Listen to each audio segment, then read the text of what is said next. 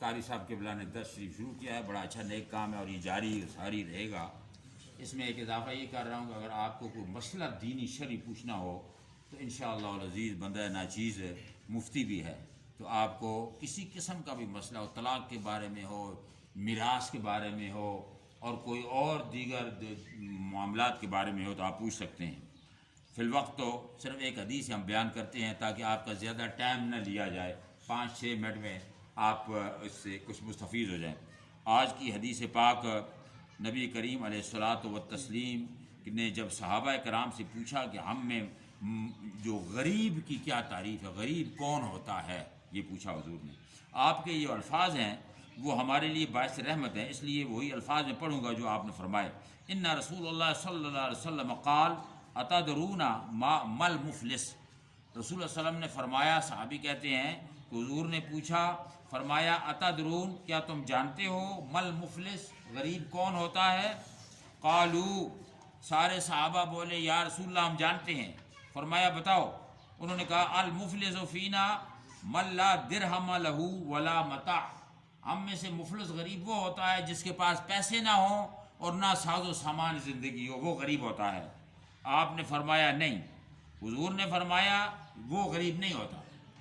پھر عرض کی حضور بتائیے کون ہوتا ہے؟ فقال، حضور نے فرمایا ان المفلس من امتی، میری امت میں سب سے بڑا غریب وہ ہوتا ہے، ہوگا یا وہ ہوتا ہے، غریب اسے کہتے ہیں من یاتی یوم القیامت صلاۃ و صیام و زکاۃ و یاتی قد شتم ھذا و قذف ھذا و اکل مال ھذا و سفک دم ھذا و ضرب ھذا فیعطی ھذا من حسناتہ۔ یہ صحیح مسلم کی روایت ہے، حضرت ابو ہریرہ رضی اللہ تعالی عنہ کی روایت ہے۔ فرماتے ہیں حضور نے فرمایا ہم میں غریب اور مسکین اور مفلس وہ ہے کہ قیامت کے دن جو اللہ کی بارگاہ میں نمازیں بھی لے کے آئے گا، نمازوں میں اس نے کمی نہیں کی ہوگی، روزے بھی اس نے سارے رکھے ہوں گے، زکاتیں بھی ہر سال وہ دیتا ہوا ہوگا، لیکن جب وہ میدان محشر میں حاضر ہوگا تو لوگ آ جائیں گے دائیں بائیں سے، ایک کہے گا یاتی قد شتم ھذا، ایک کہے گا یا اللہ اس نے مجھے دنیا میں گالیاں نکالی تھی، اس نے مجھے بے عزت کیا تھا کسی محفل میں۔ دوسرا آ جائے گا وہ کہے گا وہ قذف ھذا، یا اللہ اس نے مجھ پر الزام لگائے تھے، میرے بارے میں اس نے غیبتیں کی تھیں۔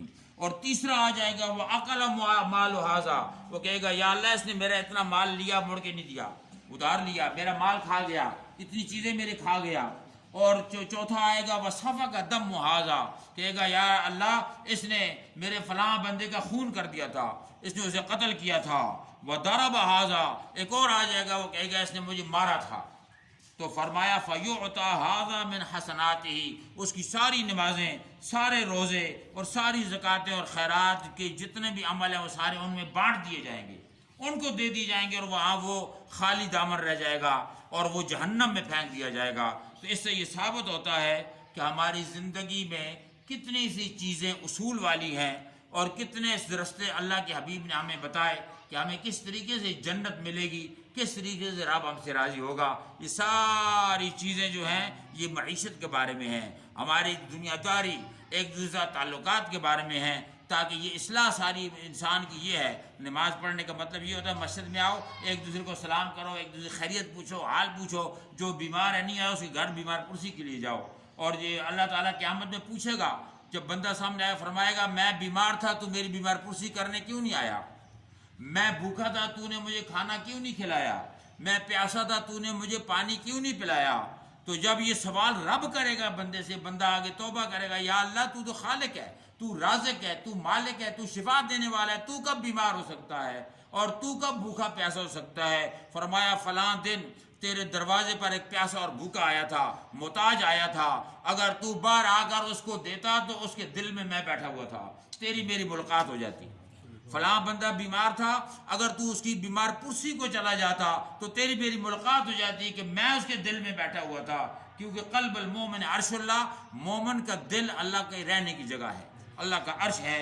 تو اللہ رب العالمین نے یہ ہمیں زندگی گزارنے کے طریقے بتائے ہیں۔ شہر رمضان بھی اسی لیے آیا ہے تاکہ انسانوں کو اصلاح سکھائی جائے، ایک دوسرے سے میل جول سکھایا جائے، اللہ تعالیٰ کی بارگاہ میں توبہ استغفار کی جائے۔ اور اللہ تعالیٰ بے نیاز ہے، وہ خود چھپا ہوا ہے، حالات سارے چھپے ہوئے ہیں، لیکن اس کے جو کرشمات ہیں، اس کی جو نعمتیں ہیں، فَبِأَيِّ آلَاءِ رَبِّكُمَا تُكَذِّبَانِ، رب کی کس کس نعمت کا تم انکار کرو گے؟ دیکھو تو صحیح کہ کیا ہو رہا ہے، کبھی دھوپ آتی ہے، کبھی سایہ آتا ہے، کوئی نیچے ہے، کوئی اوپر ہے، کبھی کیا ہو رہا ہے۔ تو یہ ساری چیزیں ہمارے اور آپ کے لیے ہیں۔ تو مسائل پوچھنے میں کوئی شرم نہیں۔ اگر دین کے مسائل، نماز کے مسائل، وضو کے مسائل آپ مجھ سے پوچھنا چاہیں تو میں 2-3 منٹ آپ کو دے سکتا ہوں، اور وہ مسائل انشاءاللہ ہم آپ کے حل کریں گے۔ تو اللہ رب العالمین آپ لوگوں کا یہاں مل بیٹھنا یہ محبت کی بات ہے۔ ایک مشرق سے ہوگا، ایک مغرب سے ہوگا، رب دونوں کو جنت میں بھیج دے گا۔ ہم لوگ کا نہیں پوچھے گا، وہ کہیں گے یا اللہ کیوں بھیجا؟ فرمایا تو ایک دوسرے سے محبت کرتے تھے، تم لوگ ایک دوسرے جانتے نہیں تھے، صرف اسلام کا رشتہ تھا، لیکن ایک دوسرے سے تو محبت کرتے تھے، اس لیے اس وجہ سے میں تمہیں جنت دے رہا ہوں۔ آج فلسطین میں مسلمان مر رہے ہیں، بھوکے ہیں، ظلم و ستم کی بھینچ چڑھ رہے ہیں، ہم ایٹم بم لے کے یہاں بیٹھے ہوئے ہیں، ہم جہاں پر سب کچھ لے کے بیٹھے ہوئے، ہمیں پرواہ تک نہیں ہے کہ ہم ان بیچاروں کو کھانا تو پہنچائیں، ہم ان بیچاروں کی مدد کریں اور ہم ان کی ہیلپ کریں۔ مسلمان ایک جسم کی طرح ہے، اگر سر میں درد ہو تو پورا جسم اس میں جو ہے مبتلا ہو جاتا ہے، بیماری آج پیٹ میں درد ہو تو پورا جسم مبتلا ہو جاتا ہے۔ حضور نے فرمایا انسان ایک جسم کی مانند ہے، اگر ایک کو درد ہو اس عضو کو، دوسرا بھی اس میں شامل ہوتا ہے، تو جو شامل نہ ہو سمجھو کہ اسلام کا نام ہی اس کے زبان پر ہے۔ خرد نے کہہ بھی دیا، علامہ اقبال نے کہا کہ خرد نے کہہ بھی دیا لا الہ تو کیا حاصل، دل و نگاہ جو مسلم نہیں تو کچھ بھی نہیں۔ دل مسلمان ہونا چاہیے، دل میں دوسرے کا درد ہونا چاہیے، محبت ہونی چاہیے۔ اللہ تعالی ہمیں ان راستوں پہ چلنے کی توفیق رفیق عطا فرمائے۔ کوئی مسئلہ مسائل پوچھے تو کل سے انشاءاللہ دعا کریں۔ الحمدللہ رب العالمین، صلی اللہ علیہ وسلم، خاتم النبیین وعلی آلہ وصحبہ اجمعین۔ ربنا تقبل منا صلاة العصر مع جماعة المسلمين، اللهم انت السلام انت السلام، حينا بالسلام ادخلنا دار السلام، تبارک یا ذی الجلال والاکرام۔